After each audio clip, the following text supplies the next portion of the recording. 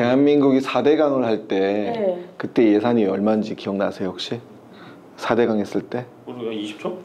그때 22조였거든요. 22조. 태국 지금 110만 평이 개발하는 프로젝트가 22조에서 저는 한 30조까지 갈 것 같다 생각하거든요. 그쵸 회장님? 그렇죠. 그 정도 네. 수준이 이제 조금 더 봐야 되겠지만 아무튼 그게 또 복합적으로 같이 작용이 되면 아마 더 올라갈 수도 있고 그쵸. 그리고 이제 운영하는 묘에 따라 어떻게 또 시도하는 것에 따라서 공합이나 막 이런 거. 뭐 이제 건설할 당시에 그 조금 이제 효율적으로 하는 방법 몇 가지가 있어요. 기술적으로 또 그런 거에 따라서 조금 프로젝트를 맡으시고 나서 저희 벤처 포럼에 오셔가지고 하셨던 말씀이 오픈 이노베이션 개념을 배웠는데 이때를 위함이 아닌가 그렇게 얘기하셨거든요. 그 얘기는 뭐냐면은 벤처 포럼에 오는 멤버들 기업들한테 여기에 참여할 수 있는 오픈 이노베이션을 할 수 있는 참여할 수 있는 기회를 주겠다고 얘기하셨고 진짜요? 네. 그 얼라이언스 에코시스템이죠. 그 에코시스템 설계하는 것들을 지금 계속 이야기를 나누고 있어요 저랑. 네, 그래서 많은 기업들이 스타트업들이 글로벌 진출하면서 매출도 발생시킬 수 있고 성장할 수 있는 모멘텀을 충분히 만들 수 있을 거라 생각이 들어서 저는 그게 너무 감사했어요. 솔직히 말씀드리면. 30년 넘게 삼성에서 경험했던 거 그거를 이제 스타트업을 진행하시는 분 우리 젊은 그 영 CEO 분들께 조금 도움이 되는 말씀을 저는 전해드릴 수 있을 것 같고요. 그리고 다행스럽게도 나이를 먹었는데 불구하고 집중할 수 있는 일이 좀 생겨서 그 일을 조금 더 좀 스프레드하게 펼쳐보면 아마 우리 젊은 스타트업 대표분들께 많은 기회가 있지 않을까 이 생각을 하고 있습니다. 우리나라로 예를 들면 울산이나 여수에 보면 석유화학 단지 있잖아요. 네, 그렇죠. 그 석유화학 공장을 설계하고 짓고 시운전하고 핸드오버하는 이제 그업을 이제 그 국내는 경험을 안 했고 하여튼 해외만 했어요. 이제 우리 그 발주처들이 이제 중동, 사우디, 그다음에 UAE, 카타르, 쿠웨이트, 오만까지 포함해서 그다음에 저 북아프리카, 알제리아하고 이집트. 그러면은 거의 30년을 해외에서 생활하신 거 아니세요? 그러니까 이제 프로젝트를 이제 한국에서 준비하고 나중에 이제 시공할 때 직원 보내서 직원들이 이제 시공하게 하고 그때 또 일부 가서 제가 또 같이 조인하고 이런 과정으로 지냈고요. 그때가 몇 년도셨나요? 1990년부터 퇴임하기까지 와, 30년 넘게 뭐 계속 그 일을 했던 것 같아요. 이제 특히 이제 동남아, 그 서남아에 있는 그 인디아, 네.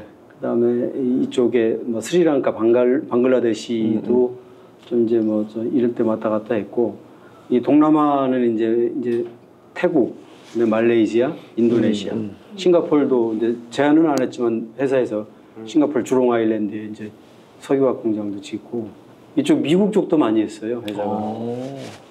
그 미국뿐만 아니고 남미의 멕시코, 뭐 그다음에 저 자메이카 이제 그런 나라로 이제 해서 그 대한민국을 대표를 한 그 EPC 플레이어 중에 하나라고 생각을 하고 있어요. 와. 여기서 EPC를 모르시는 분들이 계시기 때문에 EPC를 잠깐 설명을 좀 해주시면 좋을 것 같아요. 네, 그 요게 약어인데요. 그 엔지니어링, E의 엔지니어링, P는 프로큐먼트, C는 컨스트럭션.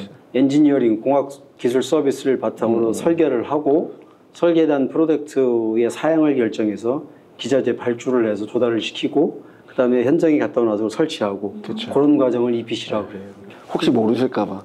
몰랐어요. 약어 나오면 항상 몰라가지고. 네. 그래서 이제 이게 그 삼성그룹의 이제 그 공사를 하는데 그 삼성물산하고 대표적으로 삼성 엔지니어링이 있는데 삼성물산은 토목 건축성, 그다음에 삼성 엔지니어링 프로세스가 있는 EPC 플레이어 이런 쪽으로 조금 나눠져 좀 있습니다. 다르구나. 네. 나오시고 나서 지금 하고 계신 사업이 어떤 건지. 처음에 이제 내가 공부를 좀 해야 되겠다 라는 생각을 했고 그렇죠.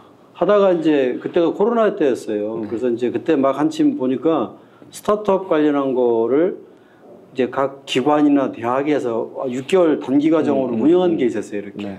그때 이제 조선일보하고 한국무역협회하고 공동으로 주관한 6개월 과정의 스타트업 이 과정이 있었어요. 이렇게. 네. 그때 주임 교수님이었어요. 네, 그때 제가 주임 교수였어요. 제가 이제 2기로 참여를 했습니다. 여기. 네. 그렇죠. 제자분이. 제자. 그래가 거기서 이제 공부를 해서 이제 젊으신 분들 만나고 그 다음에 또 투자도 일부 하면서 이렇게 이제 배워가면서 이렇게 얘기를 했던 그게 모티브가 돼서 지금도 뭐 여기저기 저기 가서 얘기를 하다 보면 이제 내가 옛날에 삼성에서 봤던 거에 이제 조금 이제 다운사이징해서 적용할 수 있는 이런 부분에 뭐 어드바이스도 좀 해주기도 하고 그런 일을 하고 있다가 처음에 그 삼성에서 했던 EPC 네. 그거에 대한 이 소위 말하는 사람을 질리게 했던 거 번아웃하게 만든 어떤 그거에 대한 거를 다시는 안 돌아가리라 생각을 했었는데 근데 마침 그 기회가 제가 이제 태국 경험도 있고 그다음에 EPC를 운영한 경험도 있고 거기에 이제 필요한 거가 저라고 부합이 돼서 저를 누가 픽업을 했어요 이렇게. 스카우트 되신 거죠. 뭐 얘기를 들어보니까 솔직히 지금 이제 그 퇴임한 이후에 이제 교수님한테 이제 강의 듣고 내가 따라다니면서 여기저기 보고 있지만 실질적으로 내가 이렇게 스타트업을 만들고 하는 거 여러 가지 어려움이 더 있더라고요. 그래서 이제 시도도 해봤다가 안 되는 부분이 되게 많았었는데 그러다 보니까 집중을 하기가 조금 떨어졌어요 이렇게.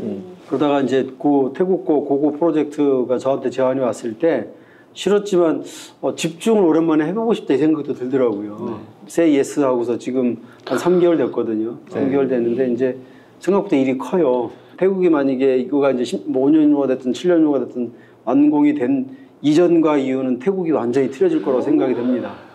거의 국가 프로젝트네요. 네, 그러면? 국가 프로젝트 이제 그걸 이제 지금 태국 정부가 네. 그 EEC 개념의 뭐 동부 해랑 이런 거하고 네. 푸원 이코노미 그 개념을 조합을 내서 지금 몇 가지 프로젝트를 해요. 그 개념을 잠깐 설명해 주실 수 있어요? 태국의 기본 배경이 이거예요. 올해도 관광객들이 한 3,500만에서 한 4천만 명. 중요한 거는 이제 그 여행객단 객단가 돈을 쓰는 거. 이게 싱가포르의 3분의 1도 안 돼요. 그래요? 태국은 여행지로서는 좋은데 객단가가 낮는 데 있어요. 네. 그래서 새로운 세계를 경험하는 이런 거에 대한 플레이스로는 되게 이제 각광을 많이 받고 있잖아요. 이렇게 그러다 보니까 그 정부 입장에서 보면 사람이 많이 와도 정부 재정이나 이런 좀 새로운 산업으로 다른 나라랑 견주어 봤을 때 크게 뭐 아웃스탠딩 되는 게 없어서 판단을 했는지 대표적인 게 카지노예요. 싱가포르의 마리나베이 마리나 베이 센즈. 네, 그게 성공했던 것 중에 하나가 카지노가 들어와서 그래요. 이제 그렇게 평가를 하더라고요. 그 태국 정부가 그 특별 개발을 하면서 엔터테인먼트 단지법을 가지고 한참 좀 설왕설래를 하고 있어요. 그거를 아까 이제 여기 불교 국가잖아요. 네.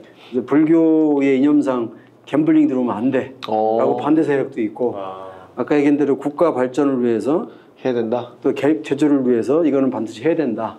라고 지금 싸우고 있어요, 이렇게. 근데 이제 정책을 담당하는 사람들은 설치를 하는 베이스로 그래서 그렇게 지금 알게 모르게 밀고 가고 있는 그런 상황입니다. 그 태국이 이제 버즈 칼리파가 두바이에 있는 게 이제 823m, 162층이거든요. 그렇죠. 162층이죠. 네, 요거는 165층이에요. 와. 그럼 전 세계에서 가장 높은 네, 빌딩. 현재 전 세계에서 가장 높은 현재 빌딩이. 이제 그렇게 계획을 하고 있어요. 카지노 있고 호텔하고 그다음에 경마장 있고. 경마가 이제 이게 지금 저희들이 그쪽하고 계약을 왕실하고 했는데 왕실에 로열 터프 클럽이라고 왕실의 승마협회가 있어요. 이제 그 사람들하고 저희들이 이제 JV를 만들어요 이렇게. 그래서 이제 가장 먼저 7개 퍼실리티가 섹터가 들어가는데 가장 먼저 경마장부터. 그래서 지금 경마장을 개념 설계가 끝났는데 그거는 3만석 규모. 참고로 우리나라 영천에 지금 한참 하고 있거든요. 그건 네, 5천석 네. 규모예요. 그리고 이제 이 트랙을 여기 저 1.8km짜리 그거를 와, 이렇게 엄청 해서 크네. 그래서 3만 명을 수용할 수 있는 돔 형식으로. 우와. 날이 더우니까 이제 이게 도저히 상상이 안 가는 규모여가지고 그렇게 와. 하고 그다음에 더 뭐한 거는 동남아에 동계 스포츠 즐길 수 있는 장소가 없어요. 없어요. 그걸 만들어요. 그 윈터 스포츠 센터. 실내로 해가지고 실내로. 그러니까 돔으로 해서 네, 두바이가 22,500 스퀘어미터일 거예요. 좀. 그렇죠. 그 정도 된다고 했어요. 요건 10만 5천짜리야. 5배. 5배. 아니, 그런 자금이 있나요? 그 아니 그 얼마나 드는 거예요? 근데 돈이 되게 많이 들 것 같아요. 아니 예상해 보세요. 얼마나 들 것 같아요. 그래서 그런 거 저런 거를 이제 해서 그러고 태국은 또 이게 이제 거기 안에 아까 이제 이게 슬롭 그 500m 슬롭 그쵸. 6개 가지고 들어가요. 그게 뭔가 스키 점프. 동계 스포츠. 동계 스포츠 하는데요? 스케이팅 그 링크 실내 링크. 그쵸. 빙벽. 우와. 이렇게 해서 이제 이렇게 하고 또 한 가지는 태국이 이게 그 의료 관광이 되게 우리보다 훨씬 활성화된 나라예요. 많이 활성돼 있죠. 정말요? 의료관 정말 잘 돼 있어요. 시설이 너무 좋아요. 나 그런 시설 호텔 같아. 병원이. 아, 그래서 이제 중동 부호나 이렇게 유럽의 부호들이 거기서 많이 치료도 하고 아, 힐링도 해요. 그 힐링 센터를 되게 크게 줘요, 이렇게. 네. 힐링이 될 것 같아요. 네, 그렇게 해서 또 그런 거하고 이제 거기 마이스 관련한 또 이렇게 컨벤션 관련. 컨벤션 관련된 것도 설비 들어가서 한 7개 섹터가 들어가요. 그래서 그거를 준비를 해요. 예. 이게 대한민국이 4대강을 할 때 네. 그때 예산이 얼마인지 기억나세요 혹시? 4대강 했을 때? 우리가 20초? 그때 18조? 22조였거든요. 22조. 태국 지금 110만 평이 개발하는 프로젝트가 22조에서 저는 한 30조까지 갈 것 같다 생각하거든요. 그쵸 회장님? 그렇죠. 그 정도 네. 수준이 이제 조금 더 봐야 되겠지만 아무튼 그게 또 복합적으로 같이 작용이 되면 아마 더 올라갈 수도 있고 그쵸. 그리고 이제 운영하는 묘에 따라 어떻게 또 시도하는 것에 따라서 공합이나 막 이런 거. 뭐 이제 건설할 당시에 그 이제 그 조금 이제 효율적으로 하는 방법 몇 가지가 있어요. 기술적으로 또 그런 거에 따라서 조금 회장님이 저랑 같이 5년, 4년간 공부하면서 그 프로젝트를 맡으시고 나서 저희 벤처 포럼에 오셔가지고 하셨던 말씀이 지난 4년 동안 교수님이랑 같이 공부하고 벤처 포럼을 하면서 오픈 이노베이션 개념을 배웠는데 이때를 위함이 아닌가 그렇게 얘기하셨거든요. 그 얘기는 뭐냐면은 벤처 포럼에 오는 멤버들 기업들한테 여기에 참여할 수 있는 오픈 이노베이션을 할 수 있는 참여할 수 있는 기회를 주겠다고 얘기하셨고 진짜요? 그 얼라이언스 에코시스템이죠. 그 에코시스템 설계하는 것들을 지금 계속 이야기를 나누고 있어요, 저랑. 아. 예, 그래서 네. 많은 기업들이 스타트업들이 글로벌 진출하면서 매출도 발생시킬 수 있고 성장할 수 있는 모멘텀을 충분히 만들 수 있을 거라 생각이 들어서 저는 그게 너무 감사했어요, 솔직히 말씀드리면. 역량 중에서 좀 부족한 역량이 있다 하면은 다른 데서 외부에서 그렇죠. 그러니까 삼성이 아닌 다른 업체, 그 스타트업들과 네, 같이 네. 협업하는 걸 오픈 이노베이션이라고 하는 건가요? 그 오픈 이노베이션이 2003년도에 헨리 체스브로 교수가 썼던 책에서 오픈 이노베이션이 유래가 됐는데 원래 그 훨씬 전부터 있었어요. 훨씬 전부터 개방형 혁신이라고 해서 내부에서 핵심적인 인물들이 어쨌든 인재들이 새로운 제품과 서비스를 뭔가 만드는데 혁신적인 게 안 나오는 거예요. 그래서 우리는 연구원들도 들어와서 같이 공부하고 논의하고 그 다음에 고객들도 학생들도 외부에 있는 아이디어를 적극적으로 수용을 해서 새로운 비즈니스 모델을 만들고 아이템을 만들자라는 그런 관점에서 시작된 것들을 오픈 이노베이션이라고 이야기하고요. 메인 비즈니스, 원래 원 비즈니스를 강화시키는 방향이 있고 R&D 이노베이션, 채널 이노베이션, 그리고 완전히 비관련 다각화 네 가지 방향성을 가지고 오픈 이노베이션을 한다. 중요한 건 핵심 역량이 우리한테 없는 것도 괜찮으니까 우리가 실제 가고자 하는 방향 속에서 저들의 기술과 비즈니스 모델이 우리랑 접목했을 때 시너지가 날 것 같다 그러면 적극적으로 수용해서 우리가 투자도 해주고 우리가 아예 M&A도 할 수 있는 그런 마인드셋을 갖고 실제로 회사의 성장에 도움이 될 수 있는 그런 전략을 세우는 것을 오픈 이노베이션이라고 한다. 네, 오픈 이노베이션에 대해서 좀 더 깊게 알고 싶은 분들은 저희가 단톡방 밑에다가 그 오픈 이노베이션에 대해서 교수님이 아주 깊게 써놓은 책이 있어요. 근데 저는 스타트업 세계를 모르는데도 그거 보고 나서 엄청 많이 이해가 됐거든요. 이해되셨어요? 네, 이해 많이 됐어요. 그래서 여러분들 그쪽에서 확인해 보시면 됩니다. 설계가 착수를 하고 인허가서를 만들면 인허가를 들어가면 바로 저쪽 파트너들이 분양을 들어가겠다고 얘기가 돼 있어요. 그러면 돈이 이렇게 만들어질 거 아니에요, 이렇게? 그렇죠. 그러면 그 중에 일정 부분은 태국 정부로 들어가야 되고 나머지 부분 가지고 일단 그 카지노부터 진행을 하고 그다음에 저희 경마장부터 그다음에 카지노는 아까 얘기한 그 운영하는 그 사람들하고 투자를 좀 받는 얘기를 이미 받은 게 좀 있고 받는 얘기를 하고 있어요. 그렇게 해서 좀 진행을 할까 생각하고 있습니다. 이게 완전 그 예전에 그 뭐지 우광 대표님이 모셔서 했던 말이 썸삼탐 그 탐 샘송. 탐샘송 그런 느낌이 좀 나는 것 같아요. 실제로 이제 태국 관공원 사람들이 그 뭐지 카지노를 가는 사람들이 몇 명 있냐 그 시장은 이미 그쵸, 알고 그쵸. 있고 그리고 내가 여기서 태국에다 이걸 지으면은 어느 정도의 매출이 나올 거냐 생각이 들고 앞으로 더 전 세계로 보면 마카오를 제끼지 않을까 이런 생각도 또 태국 적용 잘하는데요. 태국은 아마 기존에 이 관광 레가시를 깔고 거기다가 그 서스테너빌리티하고 럭셔리를 오는 거기 때문에 컨셉이 키 컨셉이. 네, 부가가치가 훨씬 더 커질 수 있겠다고 판단들 하는 것 같아요. 근데 이게 국가 프로젝트가 방콕 여기만 있는 게 아니라 파타야 쪽 하나, 푸켓, 치앙마이 예, 핵심 관광지를 중심으로 이런 걸 계속 만들겠다는 거잖아요, 그죠? 와, 그게 이시야 아까 네. 이게. 그게 이시예요. 그렇구나. 이거 그는 하나로 끝나는 게 아니에요. 하나 끝나는 게 아니에요. 와. 이거를 시작으로 해서 국가가 아예 관광 산업을 완전히 키우는데 융복합 형태로 키우겠다는 거거든요. 이야, 천재다.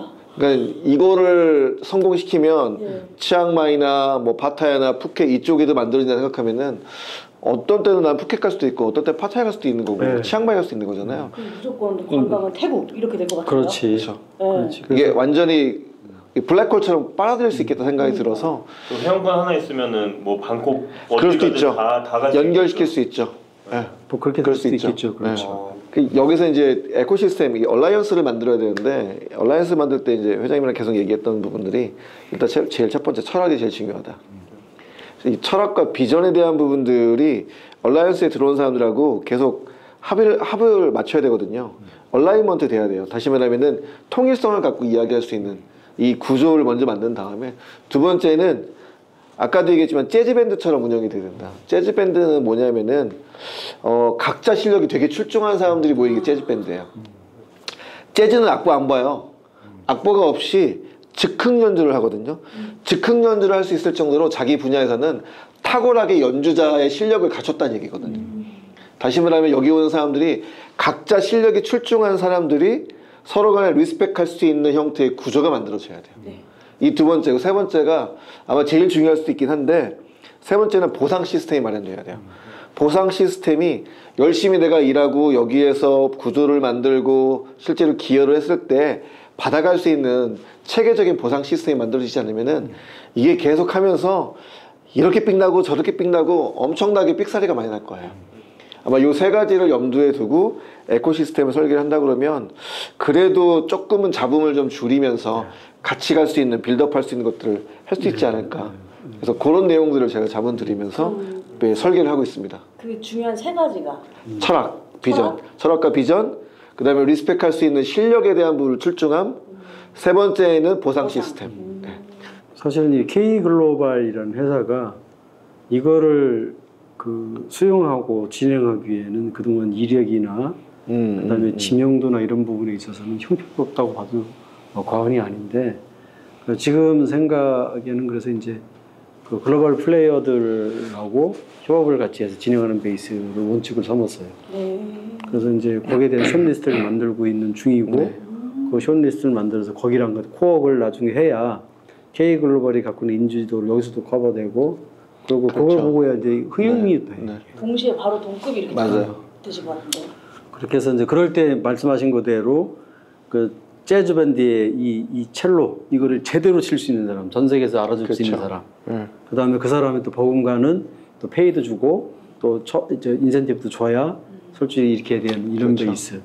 이게 이제 기본적인 베이스인데 그동안 내가 이제 이 정도 큰 거에 대한 사례는 해외에는 국내는 없잖아요. 그렇죠, 네. 없죠. 그래서 국내에도 조그만 규모 좀 몇 가지 조사를 좀 해보니까 항상 무너지는 것들이 욕심 때문에 무너지는 경우가 되게 맞아요. 많아요. 욕심이요? 그러니까 이제 이해관계에서 이제 그리고 상대는 내가 일만 주는 것만 해서도 큰 건데 거기다 돈 더 달라고 그래 이런 식으로 생각을 해서 창의적인 생각이나 서로 인티그레이션에서 시너지를 낼 수 있는 근본적으로 차단하는 경우들이 너무 많았어요. 네. 그래서 이제 그런 부분에 대한 부분이 어떻게 절절하게 배합이 될까. 동대문에 DDP 있잖아요. 네. 네, 동대문 DDP. 그 총괄 설계를 일한 여자가 있어요. 네. 총괄을. 자디딘가 이런 사람. 맞다, 맞아요. 맞아. 지금 그거 관련된 일을 했던 사람들은 되게 혹평을 해요. 그러니까 이제 인티그레이션이나 이런 부분에 대한 부분이 안 됐다고 이렇게. 네. 그리고 이제 그쪽에 끌려가 다녔다고 이런 얘기를 하고 있고. 그게 그저께 거기 김현명 교수님 얘기했잖아요. 구조적으로 끌려갈 수밖에 없어요 우리가. 그러니까 맞아요. 이 사람은 몇 년 프로젝트잖아요. 10년 가까운 프로젝트잖아. 네. 근데 담당 국장은 매년 바뀌어. 2년에 한 번씩 바뀌니까 2년에 한 번씩 예산이 증액되고 또 증액되지. 원래 500억에 시작했다면 5천억까지 간 거예요. 그래서 말이 안 되는 거지. 그게 우리나라 시스템 문제였던 거예요. 그건 딴 게 아니라. 그래서 그런 거 남자 살거 아니네요. 예. 근데 그런 거에다가 이게 이제 그거가 그 자체로는 괜찮은 디자인이라고 그러더라고요. 그쵸. 근데 멋있어요. 그 자리에 있으면 안 되는 거래요. 그 디자인이. 아, 그래요? 한강변이나 이런 데 있으면 어울린대. 오히려 그럴 것 같긴 하다. 세빛둥둥성 같은 데 딱 네. 있었으면. 근데 그게 지금 있어서 주위의 조화나 뜻 같은 걸 전혀 발휘를 못 한대요. 그게. 그래서 지금 다시 헌다는 얘기도 아니 무슨 소리야? 그렇게 좋은 거예요? 아 진짜 그 얘기가 나오고 있습니다. 어머머. 되게 디자인이 웃기죠. 건 중요한 거더라고. 그래서 하여튼 그거를 제대로 된 세계적인 플레이어, 글로벌 플레이어들을 내가 그 건축계에 노벨상이 있어요. 네. 프리츠커상이라고. 네. 네. 거기에 일대부터 지금 1년에 한 명씩 주거든요. 그런데 일본 사람 6명이 있고 중국 사람이 2명이 있어요. 근데 한국 사람이 한 명도 없어. 없죠. 아직 없어요. 그런데 그거를 엊그저께 그 이제 교수님하고 김현명 교수랑 얘기하다 김현명 교수가 이런 얘기를 하더라고. 우리나라 배 잘 만들잖아요. 네. 배는 잘 만드는데 그치. 그 크루즈. 크루즈로 만드나? 크루즈 안 크루즈 못 만들어요. 만- 못 못 만들어요. 만들어요. 못 네. 만들어요. 수입하죠. 네, 수입합니다. 왜못 만들까 이게? 그다음에 운동 경기장 있잖아. 예. 대형 저 프리미엄 이런 걸 설계를 못 한대 한국 사람들. 놀아본 적이 없어서. 그런 요소랑 비슷해. 빙고요. 그러니까 펀 있잖아. 네. 펀이 없는 거죠. 이게 그 크루즈 내에 사실은 각해진 공간 그런 거 빠진다고 생각해봐. 그러니까 예를 들어 수영장만 기가 막히게 만드는 한국 사람 잘하잖아. 근데 그거를 거기다가 그거만 잘해요. 그거만 잘해. 그래서 거기에 펀하고 있으면 거기에 갇혀 있는 공간에 내가 얼마나 무료하겠어. 그런 거를 이제 이제 다 끄집어내서 즐길 수 있고 거기 갇혔다는 생각 안 가질 정도로. 그러니까 디즈니랜드 이런 설계를 한국 사람이 물론 폄하하는 건 아니지만 그런 거는 되게 좀 우리가 약하다고 표현을 하시더라고요. 그런데 가만히 생각하니까 맞는 말 같아요. 이렇게 보면. 전체를 보면서 요소는 되게 잘하긴 하지만 전체 이 컨셉과 그걸 가지고 실제로 전체 이게 꿰뚫어낼 수 있는 이 뭔가 이런 거를 못 만들어낸다라는 개념이었거든요. 그래서 그런 부분들은 저희가 좀 참고해야 될 것 같다. 개선해야 될 부분이 아닌가 네. 생각이 들긴 합니다. 그래서 그거는 건축사가 아니고 여기 예술 전공한 사람들. 그래서 그 음악 전공한 그 홍태선 작가. 그 양반 건축가님. 그런 사람들이 그러니까 약간 생각이 플렉시블하고 소프트하잖아요. 그럼 예. 그러면 그분을 나는 못 만났는데 우리 회장님이 만났더라고. 저도 받았어요. 네. 만나서 그래서 한번 이제 오시면 이제 회의를 같이 한번 하기로 했는데. 어, 진짜요? 그 양반도 캔디데이트 중에 하나야. 그분이 그럼 프리츠커상인가 그걸 받으실 수도 있을 것 같아요. 그럴 수 미국에서 있죠. 건축가상 1등 예, 받았잖아요. 딱 그분밖에 없거든요. 네. 아직 못 받았어요. 그 사람 이름이 없더라고. 그래요? 저는 이번에 5월달에 4월달에 뵀는데 받으셨다고 들었어요. 아 그래? 네. 아마 미국 건축사협회 명예 그런 네, 생각 맞아요. 그런 생각. 맞아요. 유일한 한 명으로 아마 기록돼 있는데 그걸 거예요. 맞아요. 네. 저는 이제 홍태선 작가님 만난 지 얼마 안 되긴 했지만은 어제도 이야기해서 같이 만나기로 했거든요. 5월 14일 이후에 작가님 보고 계시면 나중에 봬요. 그래서 아무튼 그리고 이제 그 컨셉 잡는 거는 이제 일하는 원칙만 이게 이제 내 수준에서 잡은 건데 이제 그거는 이제 나중에 이제 총설계 하시는 분 조직이나 개인이 됐던 그분하고 얘기를 해서 아까 얘기한 서스테이너빌리티 앤 럭셔리 이런 거를 럭셔리를 빼고 다른 단어로 대체를 하더라도 네, 네. 그런 거에 대한 거 이렇게 잘 해서 그 뜻을 잘 모아야 되고 그렇죠. 개인적으로는 이걸 하나 세운 건 하나 있어요.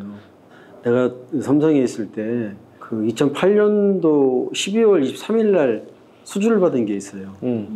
이제 인도의 뭄바이에 레실렌 공장이 큰 거를 그 당시에 14억 불짜리로 수주를 받았거든.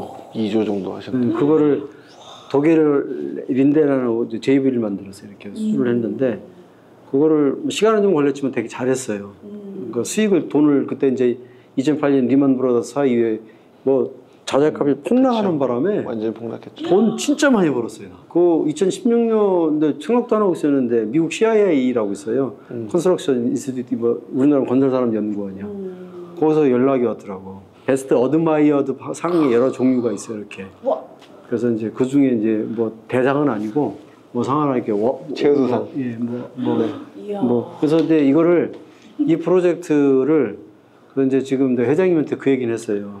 나중에 이제 가치나 이건 딸로 이제 설계적 개념 포함이고 나중에 하더라도 베스트 어드마이어 프로젝트를 만듭시다 이거를. 실제로 건축사들 몇 사람하고 지금 얘기를 하고 있거든요. 사람들이 그 얘기 되게 좋아하더라고요. 그러면 아까 말씀하신 것대로 아주 작은 부분이지만 그렇게 뜻을 모아서 한번 세계적으로 한번 뭐 존경받는 프로젝트를 만들어 보자. 뭐 그런 얘기를 꼭 그랬으면 좋겠어요. 네. 명작이 탄생할 것 같습니다. 그래서 이제 내가 마지막에 어렵지만 집중할 수 있는 거리가 그런 거가 아닌가 싶은 생각이 들어요. 오픈 이노베이션을 할 때 대기업이나 중견 기업이랑 하잖아요. 스타트업의 덩치가 작기 때문에 분리할 수밖에 없긴 하거든요. 그래서 어떤 생각을 갖고 해야 되면 체크리스트를 가져야 되는데 첫 번째는 이걸 통해서 우리가 매출을 갖다가 확대할 수 있는 건가? 두 번째, 이걸 통해서 우리가 기술의 고도화를 시킬 수 있는 건가? 세 번째, 이걸 통해서 우리가 우리의 인재들을 성장시킬 수 있는 그러한 계기가 되는 건가? 네 번째, 대기업의 실제로 운영 방식이나 프로세스나 일하는 방식을 보고 우리가 배울 수 있는 그러한 모멘텀이 될 수 있는 계기가 되는 건가? 이런 여러 가지 기준을 놓고 보고서 실제적으로 체크를 해보셔야 돼요. 한 5가지에서 7가지 체크리스트가 있다고 그러면은 그 중에서 체크리스트 안에서 5점 만점이라 했을 때 5점짜리가 5개 이상이면 저는 해야 된다 생각하고요. 그게 아니다, 아리까리하다 그러면은 그 부분에 대한 것들은 전략적으로 좀 더 고민을 해야 되지 않을까 생각이 듭니다. 계산된 모험이라는 게 그런 거거든요. 저는 오픈 이노베이션을 모험을 하는 건 좋은데 계산된 모험을 해야 돼요. 무턱대고 모험하면 안 되거든요. 할 때는 정말 대차게 모험을 해야 된다 생각을 합니다. 그래서 그런 체크리스트를 가지고 주판을 튕겨보시면 좋지 않을까 생각이 듭니다. 아마 대기업은 주판 훨씬 더 많이 튕길 겁니다. 네, 엄청 튕길 거예요. 그래서 그들의 일하는 방식을 배우면서 레퍼런스로도 충분하게 이걸 가지고 딴 데 적용할 수 있다라고 생각이 들면은 레퍼런스 쌓는 거에 좀 집중해야 될 수도 있어요. 그렇죠. 그것 때문에 삼성 엔지니어링이 망할 뻔했어요. 왜요? 어떤 이유 때문에? 이게 제가 임원 달고 인도 법인장을 할 때 갑자기 연락이 와서 서울 본사로 들어오라고. 그거 했더만 이제 야 네가 리스크 매니지먼트 팀장을 해. 리스크 매니지먼트요? 네. 그래서 이제 그거를 봤는데, 그래서 이제 우리가 과거에 수주했던 거, 성공했던 거, 실패했던 걸 분석을 좀 해봤어요. 이렇게 그 중에 단어 하나가 딱 떠오르더라고. 이 신자예요, 신자. 새로울 신. 네. 신시장, 신상품. 상품.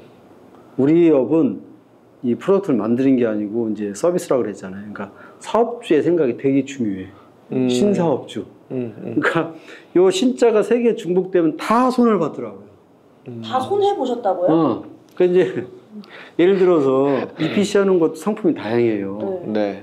이제 정유 오일앤가스 하는 거는 괜찮은데 어느 날 갑자기 발전소 사업을 하잖아요. 발전소는 이게는 EPC 우리가 먹을 게 하나도 없어. 다 기계 장비업자들이 먹는 거야. 네. 그러니까 GE나 이런 애들, ABB 이런 애들, 네. 이런 애들이 먹는 거예요. 우리 같은 애를 데리고서 우리를 꼬봉쳐 일시켜 가면서 드릴 프로젝트 먹는 이런 구조예요. 그걸 우리가 하겠다고 덤벼들면 사실은 안 되는 거죠. 이 회사의 매출은 커질 수 있지만 진짜 밑질 장사가 그런 거야. 이제 그런 신상품들. 그다음에 발주처가 저 아람코 같은 데는 이 기준이 되게 높아요. 그러니까 기술 자체에 대한 기준보다는 일이 진행될 때에 확인하는 과정이나 품질적인 요소가 되게 하이엔드야. 거기에는 리소스가 되게 많이 들어가야 돼요. 기존에 한 명 썼던 거 10명 써도 되고 이게 다 돈이거든요, 이게. 그렇죠. 그런 거에 대한 거를 처음 하면 경험을 못 하잖아요. 거기에 대한 노스는 상상도 못 해요. 이게 기존에 하던 거는 이미 짜여져 있는 프레임 안에서 하면 되는 건데. 발주가 이제 그 스펙이 있으니까. 새로운 사업이나 새로운 상품에 대해 한 번도 안 해봤기 때문에 우리가 생각했던 거, 계산했던 것보다 훨씬 더 많은 공수가 들어가고 그렇죠. 훨씬 더 많은 시간과 그렇죠. 비용이 들어간다는 얘기잖아요. 그렇죠. 그러니까 어저스트하게 하면 절대 안 돼요. 실제로. 그렇죠. 많은 기업들이 어저스트하게 하거든요. 딱 맞게 하면 안 되고 그거보다 1.5배에서 2배 정도는 높게 책정해서 이걸 갖다가 다시 계산을 해봐야 되는데 그거를 잘 안 하시는 분들, 못 하시는 기업들이 많더라고요. 그래 이제 그 아까 에코 챔버 효과예요. 그 이제 한두 사람이 뭐 한번 해보자 으쌰 이러면서 가는 거예요 이렇게. 아이고. 가면 망하는 거야 이제. 그러다가 회사가 되게 힘들었었어요. 맞아요. 그래서 작게 시작해서 이걸 가지고 진행해 보다가 수정 보완을 빠르게 해서 치고 나가고 이렇게 스케일업을 시켜야 되는데 처음부터 크게 들어가는 건 굉장히 리스크가 크다. 그래서 작게 시작할 수 있는 단위에서 작게 해보고 경험을 쌓고 이거를 스케일업을 시킬 수 있느냐에 대한 부분들을 가늠해 볼 수 있는 형태로 가야 됩니다. 안 그러면은 대기업들이 으쌰으쌰해서 하자 해서 했는데 뭐 몇백억 깨지는 건 뭐 일도 아니거든요, 실제로. 조 단위 느껴지죠. 그런 경우 많이 봤습니다. 제발 그렇게 하지 마셔라 이렇게. EPC 이 업계를 30년 동안 있었는데 우리 선배들은 돈을 벌었어요. 중동 가서. 온몸을 다 맞춰서 했죠. 가서 삽도 하고 삽질도 이런 데서 돈 번 거야. 외화벌이 다 그렇게 하셨잖아요. 우리. 근데 우리는 이제 그거는 안 했잖아요. 안 하고 이제 매니지먼트 한다고 거기 또 저 중국 애들 데려다 인도들 데려다 일을 시켜 먹었잖아. 근데 그 와중에 중동 애들은 리갈이 되게 세요. 리갈이 되게 센데 걔네들이 전부 다 저 영국 애들이야. 그러면 한국 사람들이 대응이 안 돼. 이게 거기서 오는 손해를 되게 많이 봤어요. 그리고 이제 이거를 밸류 체인을 이렇게 쭉 보면 가장 위에가 이제 베이직하고 이제 라이센싱인데 이 부분이 돈을 최고 많이 벌어요. 여기서 70% 먹고 가. 와. 지금 삼성에서 이런 대한민국 하는 EPC 요구하는 사람들은 밑에 30% 20% 범위 내에서 그거 나눠 먹는 거예요. 그러니까 얼마나 힘들겠어요. 양은 커진데 수익은 진짜 안 나는 그런 구조로 30년 동안 대한민국 일을 했어요. 그 와중에 그것도 이제 경쟁이 인도하고 중국에 밀리니까 점점 밀렸죠. 이렇게. 그러니까 지금은 이제 조금 디벨롭을 했어요. 그래서 이제 초기에 여기 라이센스 기술을 사다가 이제 베이직 기술을 포함해서 들어가니까 조금 수익 구조가 나아지긴 해졌는데 아직도 원천적으로 여기를 내가 소유하고 있는 건 아직 안 하고 있어요. 안 하는 게 아니라 못 하는 못 하고 거죠. 있죠. 아, 정말요? 네. 그래서 이게 우리나라가 배 잘 만들잖아요. 그 구조를 얘기하면 그 LNG선 있잖아요. LNG선의 가장 중요한 LNG 운반, LNG를 가스를 그러니까 리퀴드를 만들어요. 그 리퀴드를 만들어서 운송을 하거든요. 이렇게 화물창이라 그래요. 그 리퀴드를 집어넣는 창을. 근데 이게 라이센스가 있어요. 네. 그게 프랑스의 GTT 애들이야. 걔들만이 갖고 있어. 배 한 척이 2천억이면 무조건 라이센스비를 100억을 줘 애들한테.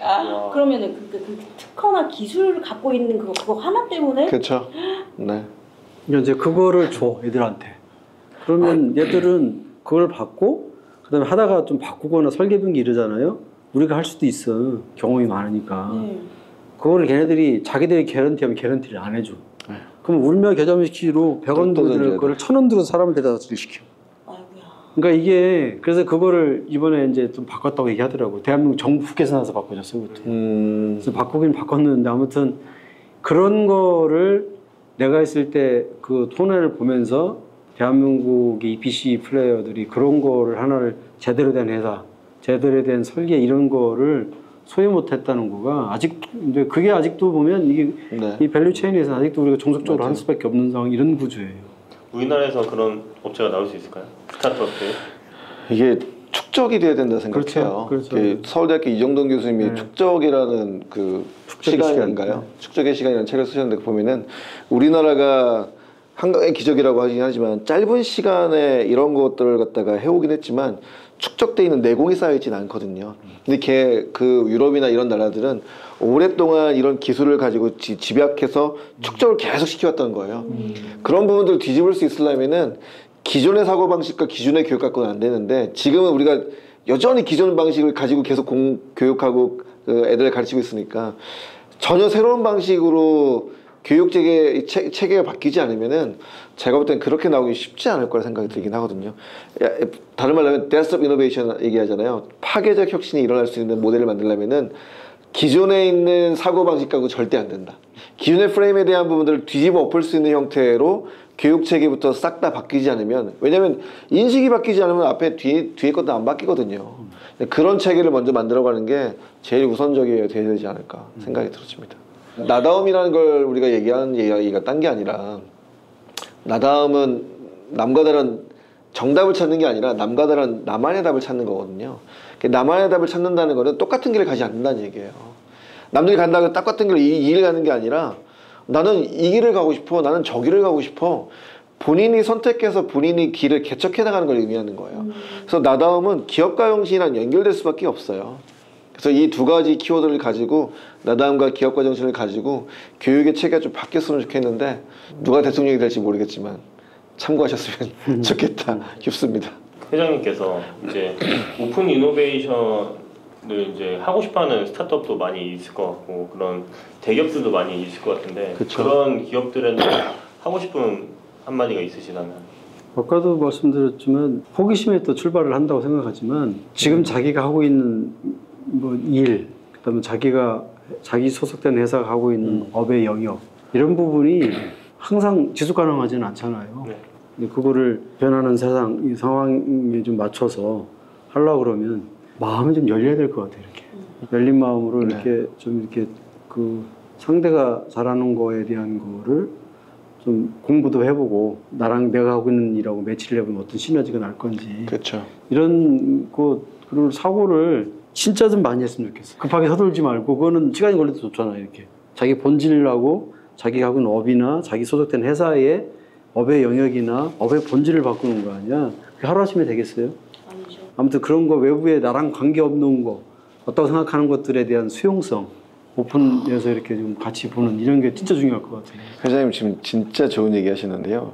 이거를 뭐라고 얘기하냐면은 링키지 띵킹이라고 얘기해요. 링크한다고 링크 연결시키는 거잖아요. 링크하고 에이지 링키지 띵킹이라고 하는데 무슨 얘기냐면은 저 기업하고 우리 기업하고 시너지를 이렇게 하나도 안 보여. 진짜 없는 건가? 그래서 저 기업의 밸류체인을 보고 저 기업이 갖고 있는 자원을 보고 저 기업이 갖고 있는 프로덕트를 보면서 우리 거랑 연결시키는 사고를 하는 거예요. 다시 말하면은 전대하 대표랑 저랑 연결 접점이 하나도 없을 수도 있잖아. 저 사람이랑 나랑 뭘 같이 할 수 있을까? 그러면은 나를 이해하고 남을 이해해야 돼요. 그래서 나를 먼저 이해한 다음에 저 사람이랑 같이 할 수 있는 부분들이 뭔가에 대해서 생각하면서 거절할 수 없는 제안을 계속 던져야 되거든요. 거절할 수 없는. 대부에서 얘기하는 거절할 수 없는 제안을 하겠어. 이런 걸 해야 되거든요. 그러려면은 나를 들여다보면서 다른 사람이 뭘 하고 있는지를 연구를 해야 돼요. 근데 우리는 관심이 별로 없어. 아유, 쟤는 우리랑 업종이 달라. 우리랑 전혀 다른 기업이기 때문에 우리는 뭐 됐어 이렇게 생각할 수 있는데 그게 아니라 쟤네랑 우리랑 붙으면 어떻게 될까? What if 퀘스트를 계속 던져봐야 돼요. 상상 질문이라고 얘기하죠. 그렇게 연습을 많이 해보면은 정말 말도 안 되는 이상한 것들이 나오게 하거든요. 그래서 이 업종 간의 합종 연행이 오히려 더 재미있는 매력적인 아이디어가 더 나올 수 있어요. 그래서 그런 사고를 오픈 이노베이션을 한다는 사람들은 꼭 갖춰야 되지 않을까 생각이 듭니다. 저도 여기서 생각나는 게 대운을 만나려면 낯선 곳에 가서 그쵸. 낯선 사람에게 명함을 건드라고 했거든요. 네. 근데 이게 좀 비슷한 교수님께서 해주신 거가 좀 비슷한 것 같고요. 제가 이제 그거를 가장 처음에 경험했던 게 서울 벤처 포럼이었거든요. 네. 낯선 곳에 와서 네네 낯선 곳에 와서 전혀 모르는 이런 분들께 명함을 먼저 드리고 제 소개를 하는데 좀 전에 박영은 대표님이 얘기한 게 구게인하임 미술관에 똑같이 써 있어요. Changing place. 당신이 장소를 바꾼다는 건 뭐예요? 가는 곳. 내가 맨날 똑같은 곳이 가는 게 아니라 여행을 가면 장소가 바뀌잖아요. Changing place 하면은 Changing thought. 여러분의 생각이 바뀌고 그러면은 여러분 Changing future. 여러분의 미래를 바꿀 수 있다. 그게 구게인하임 미술관에 딱 붙어 있거든요. 글귀가. 그래서 여러분 Changing place 하시고 Changing thought 하시고 Changing future 하시면 좋지 않을까. 네. 여러분 단톡방에 꼭 확인하시면 체인징 플레이스가 첫 번째가 되는 겁니다. 오, 그렇죠. 적용을 잘해. 네, 저희 다음번에 이제 프로젝트 진행하시거나 좀 특별한 일이 있으면 한 번 더 모시거나 아니면 저희가 한번 사무실 저희 바로 옆이더라고요. 네네. 한번 저희가 한번 찾아뵙도록 하겠습니다. 그때는 조금 더 제가 조금 정리를 좀 디테일하게 해서 네. 실제로 그 분야를 보고서 자기가 이제 소위 말하는 호기심이 발동할 수 있는 거 그거까지 한번 정리 좀 해볼게요. 아, 네, 감사합니다. 호기심 발동했습니다. 연락 많이 올 것 같은데요. 네, 감사합니다. 다음에 또 찾아뵙겠습니다. 고맙습니다.